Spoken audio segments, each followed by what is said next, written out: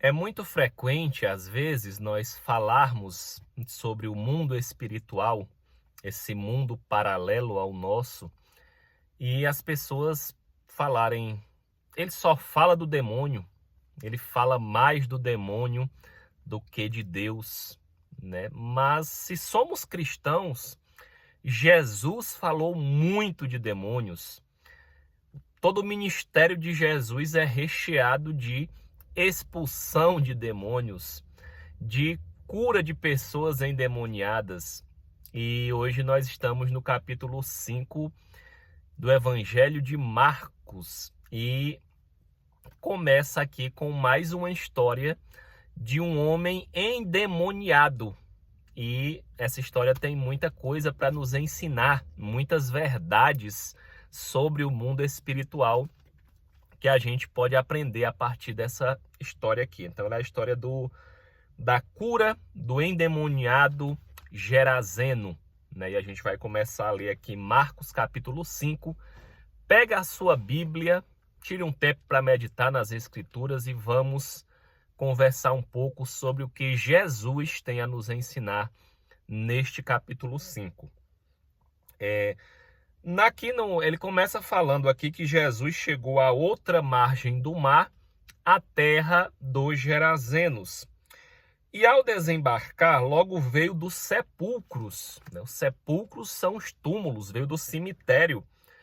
Olha onde é que essa pessoa estava, lá junto dos mortos, né?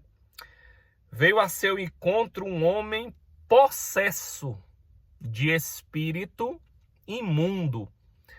Então Jesus é que está aqui dando revelações a Marcos, né, para falar sobre esse homem possesso de um espírito imundo. Esse homem estava completamente endemoniado.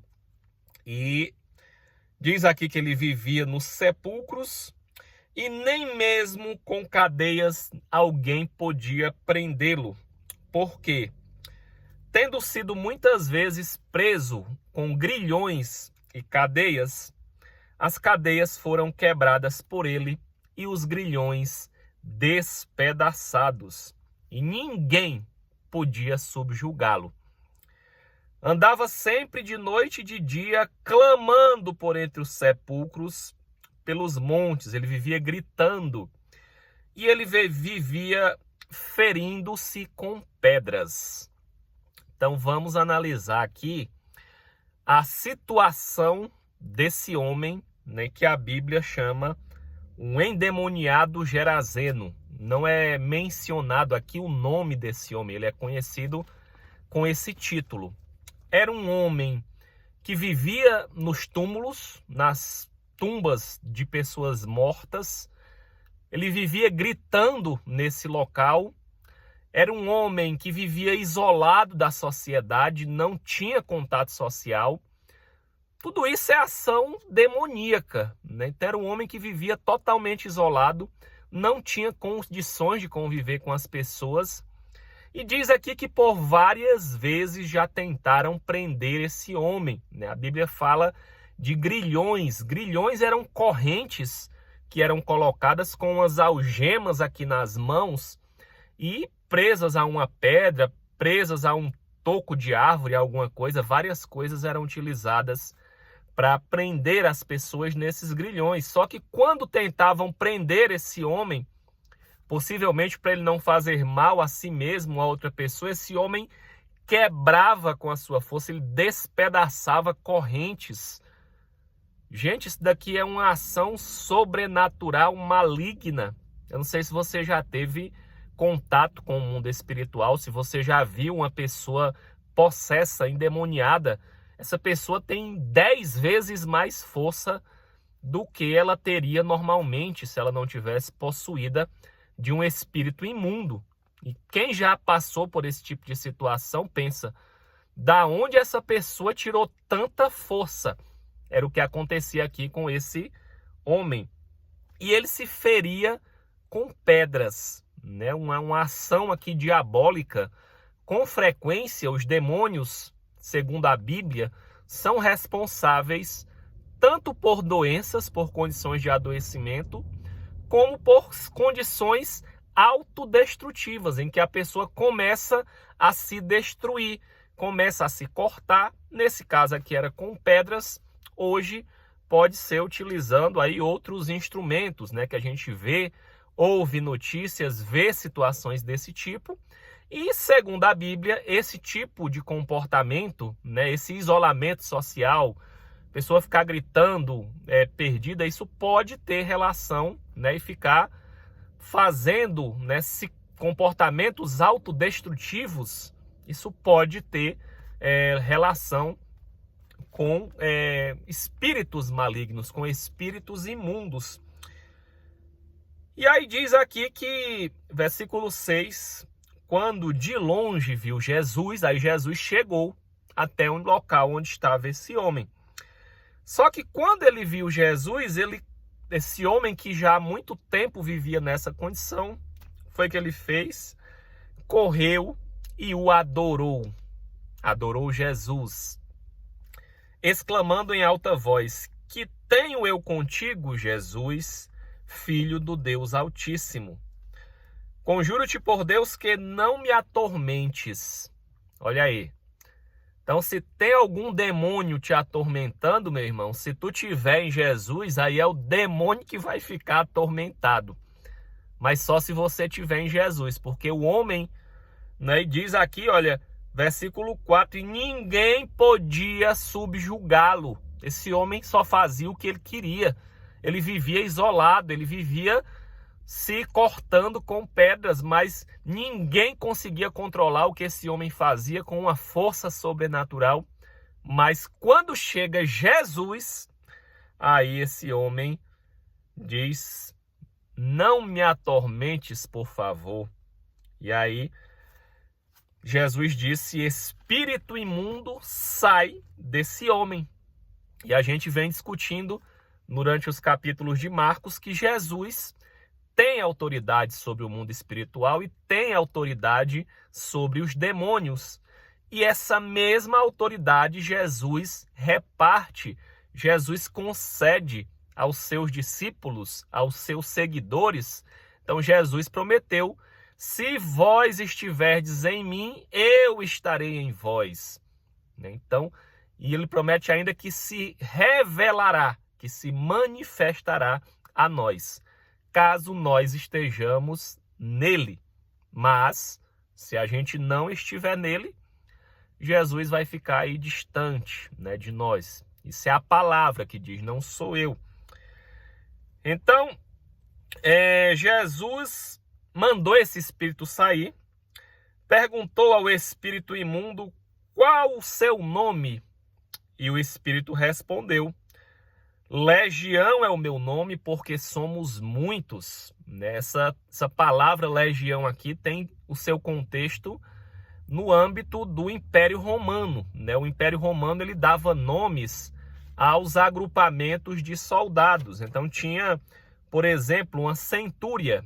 Uma centúria era comandada por um centurião, e a Bíblia também menciona histórias com o centurião romano, que era um grupo de 80 a 100 soldados. Uma legião era um grupo também de soldados romanos. Só que uma legião era um grupo de 4.800 a 6.000 soldados. Então, quando Jesus pergunta qual é o seu nome, Jesus aqui possivelmente está querendo nos mostrar que não era somente um demônio, mas que era uma legião. 4.800 a 6.000 demônios. Eram milhares de demônios que habitavam nesse homem, que estavam causando nele esse comportamento autodestrutivo. E aí o demônio rogou a Jesus que não mandasse ele para fora do país. Tem espíritos imundos aqui que a gente chama de espíritos territoriais, que eles não querem sair do local onde eles estão, e passavam uma manada de porcos, e eles pediram a Jesus, os demônios pediram autorização a Jesus. A missão do diabo é roubar, matar e destruir, mentir, mas diante de Jesus eles só podem fazer tudo isso com autorização de Jesus. E aqui nesse caso, eles pediram autorização de Jesus e Jesus permitiu, mas porque Jesus veio para nos salvar, para nos libertar. Então, nesse momento, Jesus se aproxima, né, desse homem. Na verdade, foi o homem que foi até Jesus quando ele chegou para libertar esse homem. Então, Jesus não veio para libertar pessoas.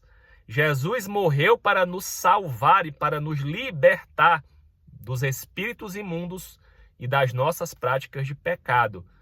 Mas Jesus não veio para libertar animais, Jesus veio para libertar pessoas. Então, com base nesse princípio, é que Jesus permitiu, os espíritos imundos aqui saíram do Gadareno, esses quase 6.000 espíritos imundos, e a manada de porcos era mais ou menos 2.000 porcos. Então tinha aí pelo menos 2 demônios para cada porco, né, que estava nessa manada. E aí esses porcos, eles correram e eles caíram em um precipício, caíram em um abismo. E aqui todos os porcos morreram, 2.000 porcos. Então o demônio que já vinha atentando contra a vida deste homem, ao entrar nos porcos, aí agora ele cumpriu realmente o seu desejo, o seu intuito, que era de matar. E aí os porcos ele conseguiu matar. Possivelmente, pelo fato de Jesus ter um plano na vida desse homem, os demônios, ainda que fossem muitos, ainda que fosse uma legião de demônios, eles não conseguiram matar esse homem. Ele vivia isolado, junto aos túmulos dos defuntos. Ele vivia gritando lá, vivia talvez até comendo comida de gente morta, não sei, alguma coisa desse tipo, comida estragada. Porém, Jesus lhe preservou a vida. Agora, a partir do momento que esses porcos passaram a ser habitados por esses demônios, aí os demônios tiraram a vida de 2.000 porcos. E os porqueiros fugiram e anunciaram esse episódio pelas cidades e pelos campos. Olha, eles foram anunciar. Rapaz, tinha aquele camarada que estava ali, aquele endemoniado que vivia ali se cortando e vivia isolado, e veio um homem ali chamado Jesus, deu uma ordem, mandou o espírito imundo sair, os espíritos foram embora. E só que é o seguinte, os espíritos entraram nos porcos e 2.000 porcos morreram. E esses porcos possivelmente eram a atividade econômica das pessoas que moravam nesse lugar chamado Gerasa, né? Acho que é Gerasa aqui o nome do local, que é do Gerazeno. Então saiu o povo, versículo 15, né, para ver o que sucedera. E aí as pessoas viram esse endemoniado assentado, vestido em perfeito juízo. Olha o que Jesus faz. Jesus pega uma pessoa totalmente endemoniada, meu irmão, e deixa essa pessoa em perfeito juízo. Essa é a obra de Cristo. E essas pessoas temeram a Deus, né? Ficaram com temor, né, de como isso tinha acontecido. E aí os que haviam presenciaram contaram ao endemoniado, né, acerca dos porcos, e eles foram e pediram a Jesus que se retirasse da terra deles, né? Essas pessoas, elas rejeitaram Jesus. Jesus foi lá, libertou aquele homem, porém, essas pessoas possivelmente estavam muito mais interessadas na sua atividade econômica, na sua renda que elas tinham perdido com esses porcos que se precipitaram e que morreram. Então elas valorizaram mais a sua atividade econômica do que a libertação das pessoas, né? Mas Jesus diz que o nosso verdadeiro tesouro, ele é um tesouro celestial, é um tesouro que está nos céus, onde a traça não come, um tesouro que não perece, né? Um tesouro que é um tesouro do reino dos céus, que nós herdaremos na vida eterna. Mas aqui nessa situação, essas pessoas valorizaram mais o seu tesouro aqui da terra, que no caso eram esses porcos, né? E aí eles pediram para Jesus ir embora dessa terra. Depois conta aqui que esse endemoniado liberto quis ir atrás de Jesus, quis ir com Jesus, mas Jesus não permitiu. Jesus tinha um outro plano para ele, tinha um outro propósito para ele. A Bíblia nos conta de propósitos comuns, mas Jesus nos revela propósitos específicos para a nossa vida. Para isso ele nos capacita por meio da palavra, para isso ele nos dá dons espirituais, para nos capacitar para os propósitos que ele tem para a nossa vida. E foi o que aconteceu aqui. Qual era o propósito desse homem aqui, né? A partir do momento que ele foi liberto, quando nós somos libertos dos nossos pecados, dos nossos demônios, aí nós temos capacidade de exercer o nosso propósito. Qual era o propósito desse homem? Versículo 19, aí está o propósito dele, olha. Vai para a tua casa, para os teus, e anuncia-lhes tudo o que o Senhor te fez e como teve compaixão de ti. Você que está me ouvindo, você já parou alguma vez para anunciar tudo o que o Senhor te fez? Para anunciar como ele teve compaixão de ti? Né? Isso daqui é um propósito de Deus que está aqui revelado, né, na sua palavra, mas que pode também ser aplicado à nossa vida. Né? A gente tem que testemunhar daquilo que Deus fez na nossa vida. Né? Onde eu posso e onde as pessoas querem ouvir, eu dou testemunho do que Jesus fez na minha vida, de como ele transformou a minha vida. E aqui é o que ele diz, que esse homem, olha, anuncia tudo o que o Senhor te fez e como ele teve compaixão de ti. Jesus teve muita compaixão de mim. Quando eu me cheguei a Jesus, eu merecia a ira de Deus, a condenação eterna. Mas ele teve compaixão de mim. E eu procurei retribuir esse amor e procuro retribuir até hoje. Né? E então, versículo 20, esse homem que antes era um endemoniado vivendo nos túmulos, agora passou a exercer o seu propósito. Versículo 20. Então ele foi e começou a proclamar em Decápolis, era um grupo de 10 cidades, esse homem foi pregar nessas 10 cidades, tudo o que Jesus lhe fizera. E onde ele pregava, aonde ele anunciava, diz aqui que todas as pessoas ficavam admiradas.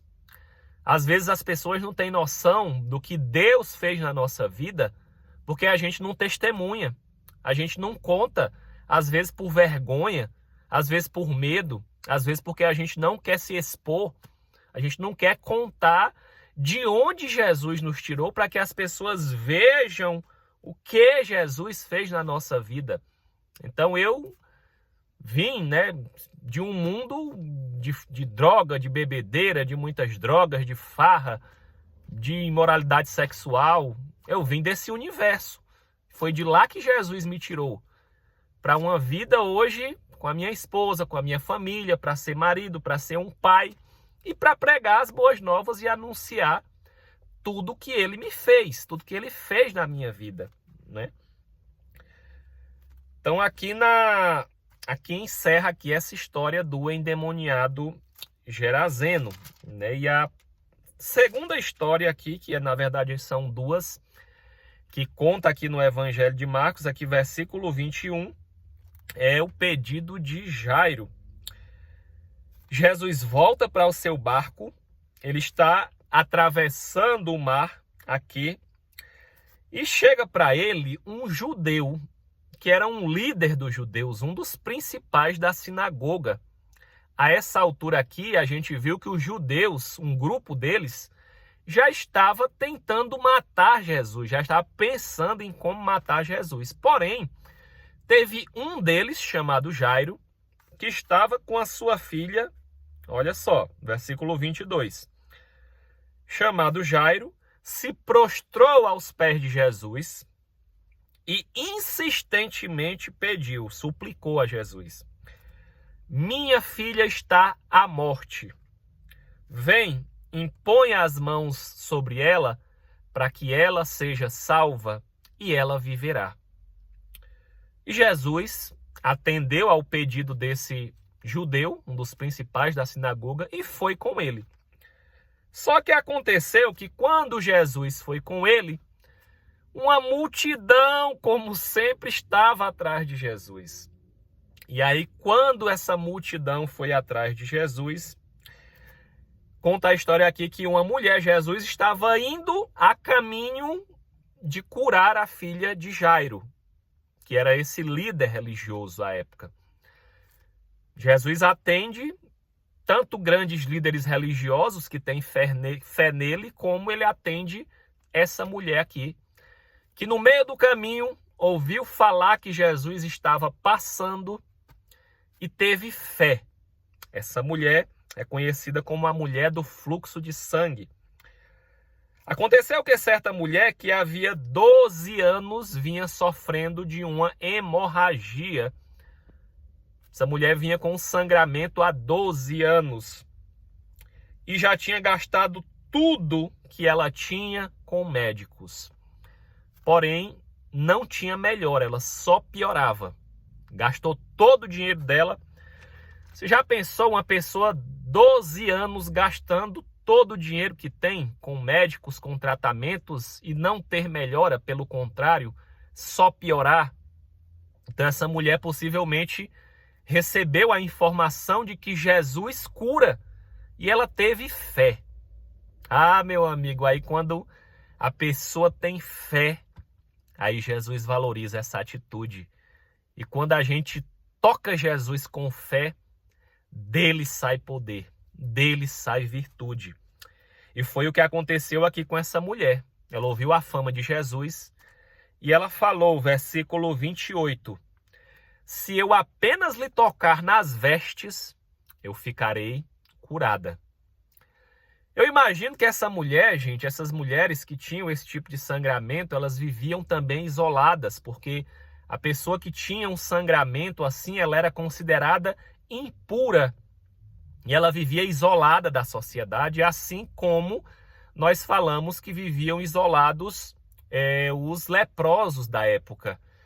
Essa mulher teve que vencer, então, com muita fé, a multidão que ia atrás de Jesus, até que ela conseguisse tocar na orla da veste de Jesus, e assim ela o fez. Ela chegou, tocou em Jesus, e diz aqui, versículo 29, logo que ela tocou Jesus, uma hemorragia de 12 anos estancou, acabou imediatamente. Possivelmente aqui uma doença uterina, um sangramento transvaginal. O fato é que esse sangramento cessou imediatamente. E Jesus, na mesma hora, com a multidão o comprimindo e espremendo, ele disse: quem me tocou? E os discípulos: mestre, tanta gente tem aqui em volta de ti e tu perguntas quem me tocou? Ele: não, alguém me tocou com fé, porque de mim saiu poder, de mim saiu virtude. E ele olhou, então a mulher se prostrou diante dele e declarou toda a verdade. Ela disse a fé que ela teve, contou que ela foi lá até Jesus e o que foi que ele falou? Filha, a tua fé te salvou. Vai em paz e fica livre com o teu mal. A fé dessa mulher em Cristo Jesus não somente estancou a hemorragia, mas também ela foi salva pela sua fé. É a nossa fé em Cristo Jesus que nos faz tomar atitudes desse tipo e que nos dá também a nossa salvação. E foi isso que aconteceu com essa mulher. Mas lembram que Jesus estava indo atender um pedido da filha de Jairo? Jesus continuou a sua caminhada. E aí diz aqui que quando eles foram, antes de Jesus chegar, já chegou alguém da casa de Jairo, que tinha chamado Jesus, e disse: tua filha já morreu, porque tu ainda incomodas o mestre? Tua filha já está morta. Mas Jesus, sem acudir tais palavras, olha só, a menina tinha morrido. E chegou uma pessoa dizendo que a menina estava morta.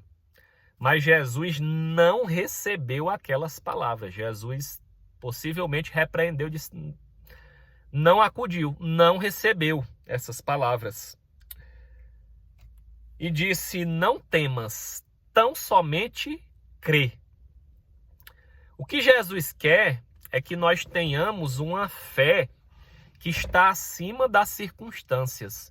É uma fé que está acima da situação. É uma fé que a situação diz que não, a situação diz que não vai dar certo. O diagnóstico diz que você não vai ser curado ou não vai ser curada. A situação, a dificuldade diz que você não vai conseguir. Mas você rejeita essas palavras e pessoas que chegam até você e dizem não vai dar certo. E você, pela fé, com os olhos da fé. Ora, a Bíblia diz que a fé é a certeza das coisas que não são, que não se veem. Se eu estou vendo, se está favorável para mim, se está tudo muito fácil, eu não preciso de fé, é somente a verdade. E então Jesus chegou à casa do chefe da sinagoga, chamou os irmãos Pedro, Tiago e João. Muitas pessoas pranteavam, choravam, e alguns até riam de Jesus. Tem coisas que você vai buscar em Jesus que as pessoas podem até rir de você, rir da sua fé, mas persevere, que se a sua fé perseverar, no final você vai ter vitória em nome de Jesus. E riam-se dele, porém aqueles que riam, Jesus mandou todos embora. Jesus não tem interesse em andar com quem não tem fé, com pessoas incrédulas. Jesus não se acompanha da incredulidade. Jesus tem interesse em se aproximar de pessoas que têm fé. Ele pegou a criança que já estava morta pela mão e disse: Talita, Talita cumi, que quer dizer: menina, eu te mando, levanta-te. Jesus ordenou que aquela menina que já havia morrido se levantasse. E essa menina imediatamente se levantou e se pôs a andar. E diz aqui que essa menina tinha 12 anos e que todos ficaram muito admirados do que Jesus fez. Assim é a obra de Jesus.